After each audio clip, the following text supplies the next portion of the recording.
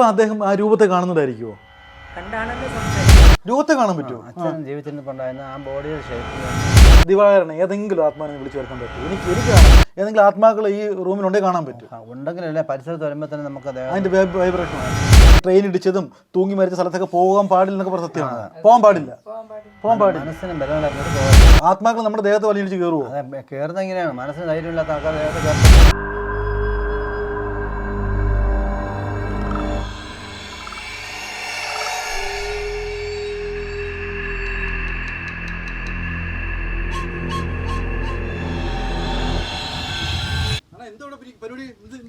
ഞങ്ങൾ ഒരാൾ പ്രദേശിച്ചിരിക്കുന്നു. ഒരാളിന് സുഖമില്ല. പുള്ളിക്കാരൻ മരുന്ന് ചെയ്തിട്ട് കേൾക്കുന്നില്ല. അതെന്താണെന്നറിയാമോ? അങ്ങനെ ഒരാൾ പറഞ്ഞിട്ട് ഞങ്ങൾ വരാൻ കാത്തിരിക്കുകയാണ്. ഞങ്ങൾ സുഹൃത്തുക്കളാണ്. നമ്മൾ ചെയ്യുന്നത് ചികിത്സയാണ്. ചിലർക്ക് അസുഖങ്ങൾ വന്നാൽ ആശുപത്രി പോയി കഴിഞ്ഞാൽ ടെസ്റ്റിൽ അസുഖങ്ങൾ കാണില്ല. പക്ഷേ അവർക്ക് അസുഖങ്ങൾ ഉണ്ടാവും. പക്ഷേ അത് അസുഖമല്ല.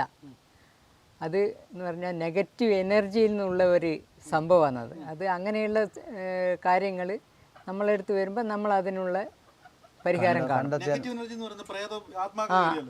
അത് തന്നെ പ്രേതങ്ങളായിരിക്കാം, ഇല്ലേ ചില ദുർദേവതകളായിരിക്കാം. ഇങ്ങനെയുള്ള സംഭവങ്ങൾ ശരീരത്തിൽ വന്നു കഴിഞ്ഞാൽ പലതും അസുഖങ്ങളായിട്ട് ബാധിക്കും. പക്ഷേ ആശുപത്രി ചെല്ലുമ്പം ടെസ്റ്റിൽ ഇതൊന്നും കാണത്തില്ല. ഉള്ളിൽ സംഭവമുണ്ട്. അപ്പോൾ അതിനെ നമ്മൾ മാറ്റി ചികിത്സിക്കുമ്പോൾ ആൾ വീണ്ടും പഴയ ഇതിലേക്ക് വരും. അറിയാൻ പറ്റും. ആദ്യം രോഗലക്ഷണങ്ങൾ ചോദിച്ച് മനസ്സിലാക്കുമ്പോഴത്തേക്ക് ആ രോഗലക്ഷണം കേൾക്കുമ്പോൾ തന്നെ നമുക്കറിയാം ഇതെന്താണ് കാര്യമെന്ന്. അപ്പോൾ അങ്ങനെ ഞങ്ങൾ ആ വഴിക്ക് ചിന്തിക്കുമ്പോഴാണ് നമുക്ക് കിട്ടുന്ന കാര്യങ്ങൾ അങ്ങോട്ട് നമുക്കുണ്ടാകുന്ന അപ്പോഴും അവരുടെ ആ നെഗറ്റീവ് എനർജീസ് എല്ലാം നമ്മളെ ബോഡിയിൽ എഫക്റ്റ് ചെയ്യും. അപ്പോൾ ആ ആളിൻ്റെ ദേഹത്തുണ്ടാകുന്ന വൈഷമ്യങ്ങൾ മൊത്തവും ഞങ്ങളുടെ ദേഹത്ത് അനുഭവം വൈബ്രേറ്റ് ചെയ്യാൻ തുടങ്ങും. അപ്പോൾ ഞങ്ങൾ ഇന്ന അസുഖം ഉണ്ടോ ഇന്ന സംഭവം ചോദിക്കുമ്പോൾ എല്ലാം ഉണ്ട്. അപ്പോൾ അത് വന്ന വഴികൾ നമ്മൾ ചിന്തിച്ച് പുറകോട്ട് നോക്കുമ്പോഴത്തേക്ക് ഈ പിന്നെയാണ് മുഴുവൻ നമ്മൾ കാണുന്നത്. കണ്ടിട്ട് അവരുടെ പരിഹാരം എന്താണെന്ന് അത് കണ്ടെത്തി കൊടുക്കുന്നു. അതായത് മൂലകാരണം നമുക്ക് കിട്ടിക്കഴിഞ്ഞാൽ നമ്മൾ അതിനു വേണ്ട കാര്യങ്ങൾ ചെയ്ത് കൊടുക്കും. ആത്മാക്കളെ കണ്ടിട്ടുണ്ട്, അല്ലാതെ നല്ല ശക്തികളെയും കണ്ടിട്ടുണ്ട്, ദുർദേവതകളെയും കണ്ടിട്ടുണ്ട്. അത് ഒരാൾ വരുമ്പോൾ അയാളെ കൂടെ ആരാ ഉള്ളതെന്ന് നമുക്കറിയില്ലല്ലോ. വന്ന അയാളെ ആവശ്യം പറയുമ്പോഴല്ലേ നമ്മൾ അതിലോട്ട് ചിന്തിക്കുന്നുള്ളൂ. നമ്മൾ അതിലോട്ട് ചിന്തിക്കുമ്പോൾ നമുക്കതിനുള്ള മറുപടി കിട്ടും. പ്രേതത്തെയും ഭൂതത്തെ ഇറക്കി വിടുക എന്ന് പറഞ്ഞാൽ അത് ഓരോരുത്തരുടെ അനുഭവമാണ്. അതിനുള്ള പ്രതിവിധി ഓരോരുത്തർക്കും ഓരോ രീതിയിലുള്ള പ്രതിവിധികളാണ്. അത് നമ്മൾ അവരുടെ അടുത്തേക്ക് വിടും. ഞാൻ ഏതാണ്ട് ഒരു 30 വരെ കണ്ടിട്ടുണ്ട്. 30-നകത്തേ ഉള്ളൂ കണ്ടിട്ടുണ്ട്. ഞാനൊരു 100-ഓളത്തിനകത്ത് കാണാം. എനിക്ക് ഞാൻ നോക്കി വെച്ചിട്ടില്ല. നമ്മളെ വരുന്ന ഒരാൾ ഇങ്ങനെ ഒരു ഇത് നോക്കുന്നുള്ളൂ. അങ്ങനെ വരുമ്പോൾ നോക്കുന്നതിനനുസരിച്ച് കാണുന്നു. അതെ, ഒരുമിച്ചാണ് ഒരാൾ പഠിക്കും. അവരുടെ ബാക്കിലോട്ട് നമ്മൾ ചിന്തിക്കും അവർക്ക് എന്താണ് കുഴപ്പമെന്ന്. ചിന്തിച്ച് നമ്മൾ രണ്ടും കൂടെ കൂട്ടായിട്ട് തീരുമാനിച്ച് നമ്മൾ ആ വഴിക്ക് പിന്നെ എന്താ പറയാന്ന് വെച്ചാൽ ചെയ്ത് കൊടുക്കും. ഇപ്പോൾ ഒരു കാര്യം ചെയ്യാമോ? എനിക്ക് സുദർശന്റെ അച്ഛനോട് സംസാരിക്കുന്നത് കാണിക്കാൻ പറ്റുമോ? എങ്ങനെ അത് ഒന്ന് കാണിക്കാൻ പറ്റും ഞങ്ങൾക്ക് വേണ്ടി? എല്ലാ സമയത്തും വിളിച്ചാൽ വരത്തില്ലെങ്കിൽ നമുക്ക് പ്രത്യേക അന്തരീക്ഷത്തിൽ നമ്മൾ വിളിച്ചാൽ വരത്തുള്ളൂ. അപ്പം നമ്മളിപ്പോൾ ഒരു ഏകാന്തമായ സ്ഥലത്ത് ഇരുന്ന് നമ്മൾ മനസ്സ് ഏകാഗ്രമായി ചിന്തിച്ച് കഴിഞ്ഞാൽ നമുക്ക് ആ വൈബ്രേഷൻ അനുഭവപ്പെടും. അപ്പോൾ നമ്മൾ കാണും. അപ്പം ആ രൂപം നമുക്ക് കാണാം. എൻ്റെ അച്ഛൻ ജീവിച്ചിരുന്ന സമയത്തുള്ള ബോഡി ഷേപ്പ് ഉണ്ടല്ലോ, അതെനിക്ക് കാണാൻ പറ്റും. അതൊരു നിഴൽ പോലെ എനിക്ക് കാണാൻ പറ്റും. നമ്മൾ ചോദിക്കുമ്പോഴത്തേക്ക് അപ്പോൾ പുള്ളിക്കുള്ള മനസ്സിലുള്ള കാര്യങ്ങൾ ഇങ്ങോട്ട് പറയുന്നതായിട്ട് എനിക്ക് അനുഭവപ്പെടും. നമുക്കൊന്ന് കണ്ടാലോ? ഇപ്പം ഞാൻ ആത്മാവിനെ വിളിച്ചു വരുന്നതാണ്. എൻ്റെ അച്ഛൻ്റെ. നമ്മൾ വരുന്നതെന്ന് അറിയുന്നില്ലല്ലേ? നമ്മൾ വരുന്ന അറിയില്ല. ആള് അച്ഛനുമായിട്ട് സംസാരിച്ചുകൊണ്ടിരിക്കുക. അച്ഛനോട് ഭയങ്കര ഇഷ്ടമായിരുന്നോ? അച്ഛനും മോനും തമ്മിൽ? അപ്പോൾ പുള്ളിക്ക് എപ്പോൾ അച്ഛനെ കാണണമെന്ന് പറഞ്ഞാൽ വിളിച്ചു വരുത്തും. അച്ഛൻ്റെ വല്ല കാര്യം ചോദിച്ചറിയണമെന്നുണ്ടെങ്കിൽ അച്ഛനെ വിളിച്ച് കാര്യം ചോദിക്കും. നമ്മൾ വന്ന കാര്യം ഒന്നും അറിയാം. പുള്ളി ശരിക്കും കാണുന്നുണ്ടോ അച്ഛനെ? കാണുന്നുണ്ട്. നമ്മൾ വന്ന കാര്യം ഒന്നും അറിയുന്നില്ലായിരിക്കും. ഇല്ല. ഇപ്പം അച്ഛൻ ഉണർത്തണം. അപ്പോൾ എന്തായാലും ഇത് കണ്ട, നിങ്ങൾ ഒരു കാര്യം കാണിച്ചു തരാം. ഇത് കണ്ട, ഇതാണ് സുദർശനൻ അച്ഛനോട് സംസാരിച്ചുകൊണ്ടിരിക്കുവാണ്. കാരണം നമ്മൾ ആരും വിശ്വസിക്കത്തില്ലല്ലോ. നമ്മൾ വിചാരിക്കും ഈ ഭൂമിയിൽ ഭൂതവും ഇല്ല, പ്രേതവും ഇല്ല, ഒന്നുമില്ലെന്ന് വിചാരിക്കും. പക്ഷെ ഇതിന് വ്യക്തമായ തെളിവാണല്ലേ? ഇപ്പം അദ്ദേഹം ആ രൂപത്തെ കാണുന്നതായിരിക്കുമോ? കണ്ടാണല്ലോ സംസാരിക്കുന്നത്. അല്ല, ഇപ്പൊ അച്ഛൻ ജീവിച്ചിരുന്ന ആ രൂപമായിരിക്കും അതോ? അതെ, ആ രൂപം തന്നെ, ആയിരിക്കും. പക്ഷെ നിഴലാണ്. നിഴലാണ്. ഓക്കെ, എന്തായാലും അദ്ദേഹം കണ്ട് എന്തോ കൈയൊക്കെ അനക്കുന്നുണ്ട്, എന്തൊക്കെയോ നല്ല ആശയവിനിമയം നടന്നുകൊണ്ടിരിക്കുവാണ് കേട്ടോ.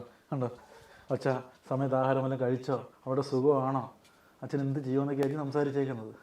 കൈയൊക്കെ ആട്ടി നല്ല രീതിയിലാണ് സംസാരിക്കുന്നത് ഇല്ലേ? കാര്യങ്ങൾ സംസാരിച്ചുകൊണ്ടിരിക്കുകയാണ് ഇപ്പം. ഈ സംസാരിക്കുമ്പോൾ ഇങ്ങനെ ആളൊഴിഞ്ഞ സ്ഥലത്ത് വന്ന് സംസാരിക്കാൻ ഒക്കത്തുള്ളോ എന്ന് പറഞ്ഞാൽ ബഹളങ്ങളൊന്നും പാടില്ല അല്ലേ? ബഹളം പാടില്ല. പാടില്ല. അപ്പം നമുക്ക് എന്തായാലും ഉണർത്തിയാലോ? ഇതൊക്കെ സത്യമാണോ എന്ന് എനിക്ക് വിശ്വാസം. സത്യമായിരുന്നു. സത്യമാണ്, ഉറപ്പായാണ്, ഫാക്റ്റാണ്. ഫാക്റ്റാണ്. ഇപ്പം അച്ഛനോട് സംസാരിച്ചിരിക്കുകയായിരുന്നു. അതെ, എനിക്ക് കാണാൻ തോന്നുമ്പോൾ ഞാൻ എന്തെങ്കിലും സംശയം ഉണ്ടെങ്കിലും വിളിച്ച് ആത്മാവിനെ സങ്കല്പിച്ച് പ്രാർത്ഥിക്കുമ്പോഴത്തേക്ക് അച്ഛൻ വരും. വൈബ്രേഷൻ വരും. വൈബ്രേഷൻ എങ്ങനെ വരുന്നത്? നമ്മുടെ ദേഹത്ത് അനുഭവപ്പെടുന്നത് ഒരു എനർജി വരുന്നതാണ്. അത് വരുമ്പോഴത്തേക്ക് നമ്മുടെ ദേഹത്ത് വരുമ്പോഴത്തേക്ക് നമുക്ക് ആ രൂപത്തെ നമുക്ക് കാണാൻ പറ്റും. രൂപത്തെ കാണാൻ പറ്റുമോ? അച്ഛൻ ജീവിച്ചിട്ടുണ്ടായിരുന്ന ആ ബോഡിയുടെ ഷേപ്പിലുള്ള നിഴല്. ഇപ്പൊ അച്ഛൻ മുമ്പിൽ വന്ന് നിൽക്കും. എത്ര സമയം കൊണ്ട് അച്ഛൻ നിൽക്കും മുമ്പിൽ? അത് നമ്മുടെ സമയം എത്രത്തോളം ഇരിക്കുന്നു അത്രയും ഇരിക്കും. സത്യമാണോ പറയുന്നത്? അത് നിങ്ങൾ തമ്മിൽ ഉണ്ടോ? ഇപ്പൊ സംസാരിച്ചില്ല, അച്ഛനെ കണ്ടല്ലോ. അച്ഛൻ എന്തോ മോനോട് പറഞ്ഞ ഇപ്പം സത്യം പറയാം. അച്ഛനോട് പറഞ്ഞല്ലോ, ഞാനിപ്പോ എന്താണ് അവസ്ഥ എന്ന് നോക്കാനായിട്ട് വിളിച്ചതാണ്.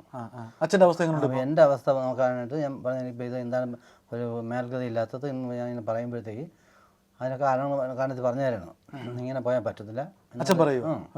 അതുകൊണ്ട് മാന്ത്രിക വഴി ഞങ്ങളുടെ കുടുംബത്തുണ്ട്.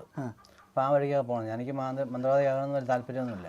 പിന്നെ ഇതെല്ലാം പഠിച്ചിട്ടുള്ളതുകൊണ്ട് അറിയാവുന്ന കാര്യങ്ങൾ വരുന്ന ആൾക്കാർക്ക് ഉപയോഗം പറ്റുന്ന എഴുതിയിട്ട് ചെയ്തു കൊടുക്കും. അത്രേ ഉള്ളൂ, അല്ലാതൊന്നും ചെയ്യുന്നില്ല. അപ്പോൾ അങ്ങനെയുള്ള കാര്യങ്ങൾ പറഞ്ഞുകൊണ്ടിരിക്കുകയാണ്, സംസാരിച്ചുകൊണ്ടിരിക്കുകയാണ്. അപ്പോൾ അച്ഛനോട് ചോദിച്ച് എൻ്റെ കാര്യം എന്താ ശരിയാവാത്ത, എനിക്കൊരു മേൽഗതി ഇല്ലാത്ത എന്താണെന്ന് മകൻ ചോദിച്ചു. അപ്പോൾ അച്ഛൻ്റെ അവസ്ഥ അച്ഛൻ ഹാപ്പിയാണോ അവിടെ മേളില്? ഹാപ്പി അല്ല, അച്ഛൻ ഹാപ്പി അല്ല. മോൻ്റെ കാര്യം ഓർത്ത് അച്ഛൻ ഹാപ്പി അല്ല. അപ്പം അച്ഛൻ ആത്മാവ് ഇപ്പം തന്നെ ഞങ്ങളുടെ വീടിന് ചുറ്റുവട്ടത്തുണ്ട്. വീടിന് ചുറ്റും ഉണ്ട് അച്ഛൻ്റെ ആത്മാവുണ്ട്. അച്ഛൻ ഗതികിട്ട് അലയുവാണ്. അയ്യോ, വല്ലാതെ കഷ്ടമല്ലേ. അച്ഛനെ തളച്ചുകൂടെ എവിടെയെങ്കിലും ഉണ്ട്? പനയിലോ വയ്ക്കാൻ പറ്റില്ല, തളച്ചുകൂടാ. ഈ ആത്മാവ് ജീവൻ എന്ന് പറയുന്നത് പഞ്ചഭൂതങ്ങൾ ലയിച്ചതാണ്. ഈ പഞ്ചഭൂതം ഒരാൾ മരിക്കുമ്പോൾ ആ 5 ആത്മാക്കളും 10 പ്രാണനും 5 ഉപപ്രാണനും ഉണ്ട്. ഈ ഉപപ്രാണനും 10 കൂടെ പ്രത്യേകിച്ച് അന്തരീക്ഷത്തെ വിലയം പ്രാപിച്ച് മാറണം. അപ്പോൾ ഇതൊക്കെ പ്രേക്ഷകർ കണ്ടുകൊണ്ടിരിക്കുക. ആത്മാക്കൾ ഇല്ലെന്ന് പറയുന്നവരാണ് കൂടുതലുള്ളത്. അപ്പോൾ നിങ്ങൾ പറഞ്ഞ ആത്മാക്കൾ ഉണ്ടെന്ന്. അത് ശരിക്കും പറഞ്ഞാൽ ഇതിനെ അനുഭവിച്ചറിയാനേ പറ്റും. അനുഭവിച്ചറിഞ്ഞിട്ട് അതിൻ്റെതായ രീതി അതിനുള്ള പ്രതിവിധി ചെയ്തു കൊടുക്കും. ശരി, ഇപ്പോൾ ഒരു കാര്യം ചെയ്യാൻ പറ്റുമോ? ദിവാകരനെ ഏതെങ്കിലും ആത്മാവിനെ വിളിച്ചു വരുത്താൻ പറ്റുമോ? എനിക്ക് കാണണ്ട. നിങ്ങളുടെ സമയം നമ്മൾ വിളിച്ചു വരുത്തുന്ന സംഭവമില്ല. പിന്നെ എങ്ങനെ? ഇപ്പോൾ ഒരാള്